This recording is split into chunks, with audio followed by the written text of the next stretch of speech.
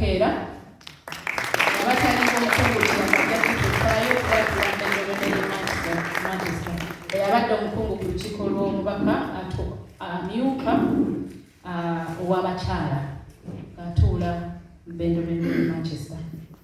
Awo tujja kuzaako obugalo n'okusiima kiruubira byamukungu Nakukeera.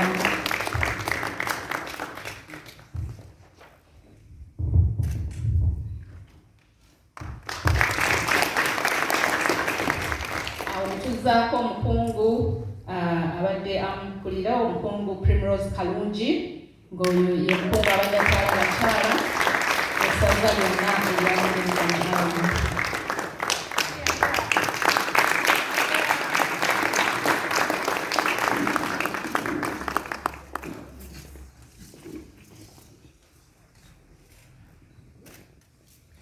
Omukungu abadde atwala ensonga z'ebyobulamu ye Dr. Joy Charles Kyerine.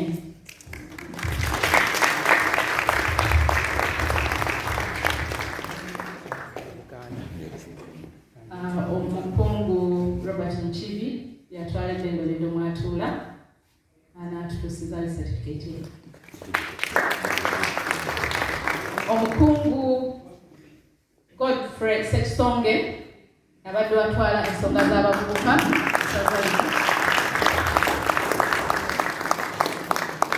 omuvubuka omuto mukungu Godfrey Sextonge abadde atwala abavubuka.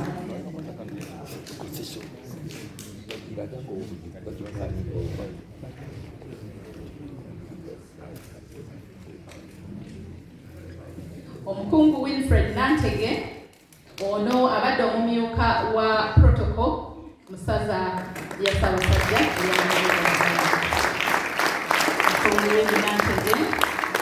abadde agikwasa amaanyi n'obuvumu abamanyi mwalakubyeko mu ngalo ez'omumyuka kubw'emirimu yamukolerako n'okugitanga mu ddwaliro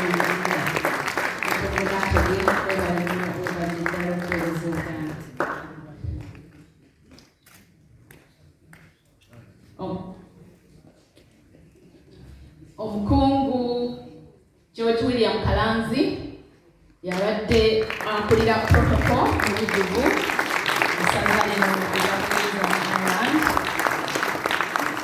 Omukungu George William Kalanzi oyo yabeera emabega wa buli kimu kibeera kitambula byuma byayabazita naye ng'ate ne protocol atambuza.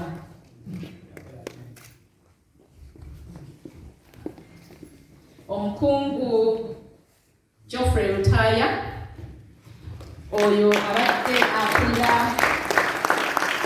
obwakalaani obugwanisiza omuwandiisi omukulu omuzibu ku lukiiko lw'Omubaka. Toyanziza toyanzenge mukungu Geoffrey Rutaya.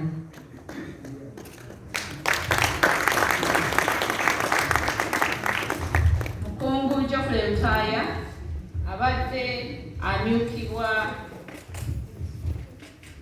certificate eyo gye bajja okuterekawo bbali abadde amyukibwa omukungu Janet Nabatamukiire.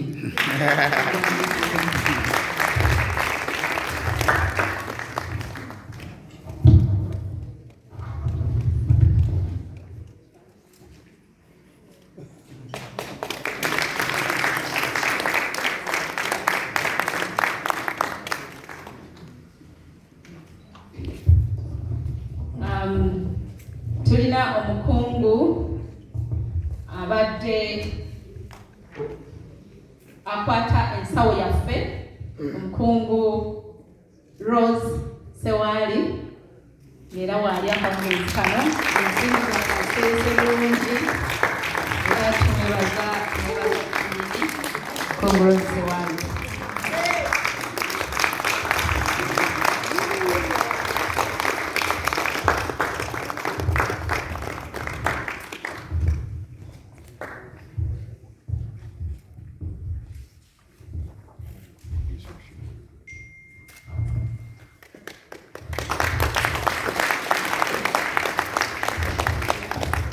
Omukungu Rose Sewali abadde amyukibwa omukungu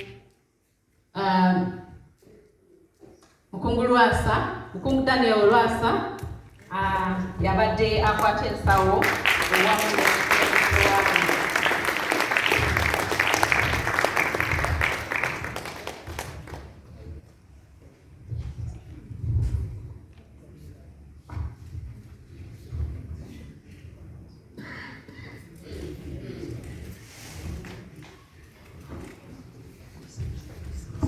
omusajja wa certificate yabadde tambuddemu yamukunza